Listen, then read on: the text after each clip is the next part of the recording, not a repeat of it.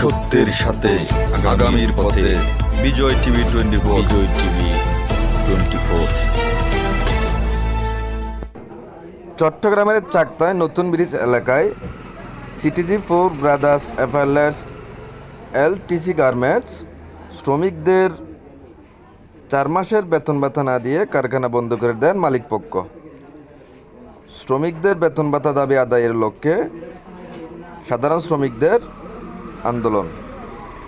আজ 26শে ফেব্রুয়ারি রোজ বুধবার 2টার সময় সকল শ্রমিক দলবদ্ধভাবে কারখানার সামনে এই আন্দোলন করেন।